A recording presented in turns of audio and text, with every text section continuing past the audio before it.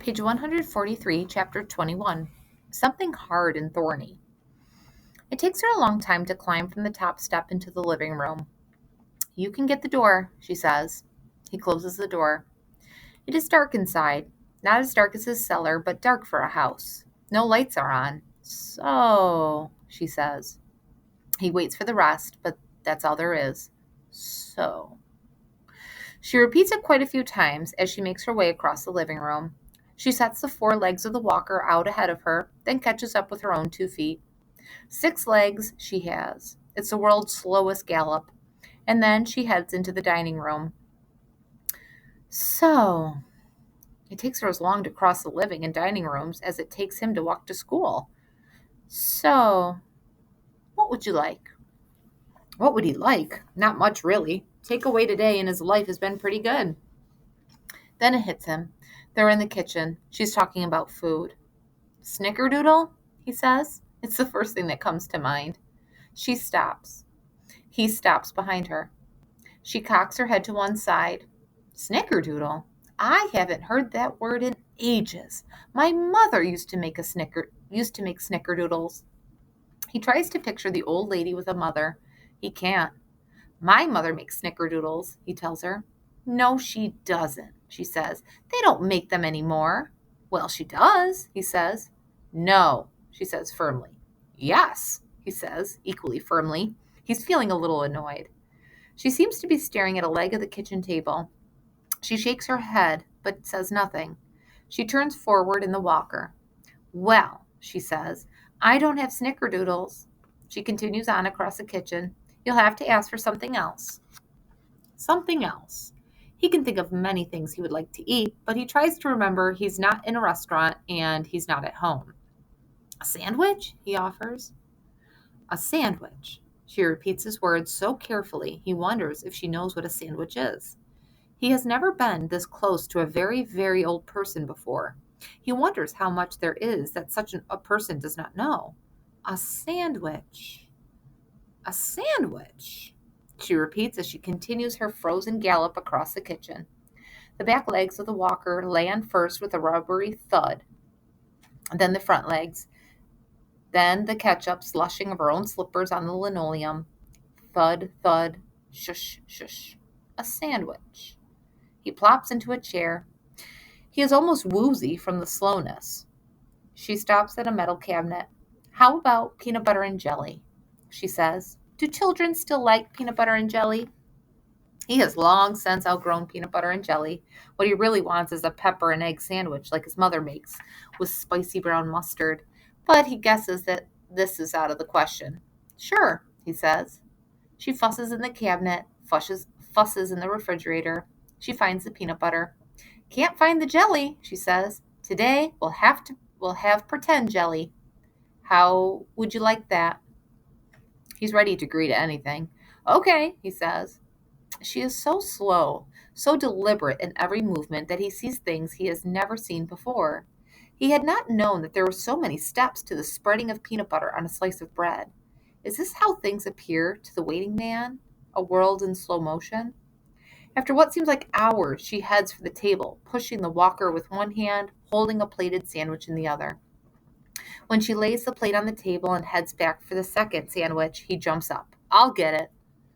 She transfers herself from the walker to a chair, and at long last they set to eating. I'm pretending my jelly is gooseberry, she says. She is the color of white mice, pink scalp showing through white hair, pink eyelids. Her eyes are watery, but she is not crying. We used to have gooseberries on our farm. What's yours? Grape, he says. Jelly or jam, she says. He is stumped. Jelly, I guess. Jam is easier to spread. Okay, jam. Are you sure? I always thought jelly had more taste. Jelly. Not that it makes any difference. He really does try to pretend, but all he tastes is peanut butter and bread. He's glad they're in the kitchen. It's not as dark as the rest of the house. The sandwich halves are in the shape of triangles. He likes it that way. It seems special. Before he knows it, his sandwich is gone. The old lady has barely begun. She eats as slowly as she walks. She looks at him. She puts down her sandwich with a and with a grimace reaches for the walker. I'll make you another. No, he says. He puts his hand on her wrist. Her skin feels like newspaper. I'll do it. He gets up and makes himself another. Don't forget the jelly, she calls over her shoulder. He spreads pretend jelly. He slices a sandwich, kitty corner, into triangles. He tries to eat this one more slowly. They do not speak. He wonders about something to drink, but he's afraid to ask. Do you know the waiting man? He says.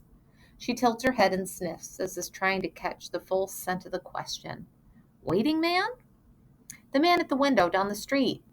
924 Willow. She puts down her sandwich, the better to think. She shakes her head. I don't know any waiting man. He's been waiting a long time, he says. A long time. He hopes she asks him how long. She looks at him. Her eyes are gleaming, but he is sure she is not crying. How long? Suddenly he realizes the number is not handy. His father had originally said 32 years. That was in second grade. He's in fifth now. 3 years, 32 plus 3. He stares at her. Like stones, he drops each sound into those uncrying eyes. 35 years. She does not seem impressed. She picks up her sandwich and takes a bite and chews for a long time. Her eyes drift away toward the living room, the beyond. What is he waiting for? She says. His brother. Oh, she says this matter-of-factly, nodding, as if that explains everything. There's a clatter at the front of the house. He realizes it is the mail slot opening, letters being pushed through. His father is delivering. She doesn't seem to hear it. What's his name? She says. Who? The brother. The question surprises him. He has never wondered about the brother's name, or the waiting man's for that matter. I don't know, he says. She starts in on the second half of her sandwich. He has long finished his. He feels her staring at him as she chews. He is uneasy. When he looks at her for more than a second at a time, he discovers her skin is almost transparent, like thin ice over a December puddle. He feels he is looking into her. A thought pops into his head. The moment she stops chewing, she is going to ask him his name. He does not want her to ask. He does not want her to call out, "Oh, Donald! Oh, Zinkoff!" He wants to be, "Oh, mailman." He must say something quickly to create a diverting action. I can spell tintinnabulation, he blurts. And he spells it for her. He has been waiting for years at school for someone to ask him. Tintinnabulation. Her mouth drops open. Her eyes bulge. She is astonished. She is amazed. And I got an A once in geography. It was the only A in the whole class. This time she seems not so much amazed as pleased. She nods and smiles. She is not surprised. She knew he could do it. Congratulations, she says. The echo comes in his parents' words. 1,000 congratulations to you. And suddenly he remembers the day in the hospital when Polly was born, making a deal with his mother for 2 stars whenever he really needed them. Could he ever need them more than today? Do you have stars? He says. She looks at him funny. Stars? Those little paper stars, silver, that you stick on, he was about to say, your shirt, paper, and stuff. She nods. She gets up and goes to the drawer in the cupboard. Stars, stars, she mutters as she roots through the drawer. She hauls the walker off to the dining room. He regrets he asked. Stars, stars. She returns beaming. She's holding up something, but it's not a star. It's a turkey sticker, the size of a postage stamp, the kind Miss Meeks put on a paper of his once or twice. She hands it to him. How about a turkey? A turkey is perfect. He sticks it on his shirt. He can't tell her how happy that turkey makes him feel. So happy now his eyes are watery too, and his breath flutters in his chest, and something hard and thorny goes out of him, and he tells her everything. He tells her about field day and why he isn't at school. He tells her about his 2 favorite teachers of all time, Miss Meeks and the learning train, and Mr. Yalowitz, who said, and the Z shall be first. He tells her about his giraffe hat and Jabip and Jaboop. She laughs out loud at that. And the giant cookie for Andrew Orwell and Hector Binns and his earwax candle. He tells her about field day again and what the clock said and what Gary Hoban said.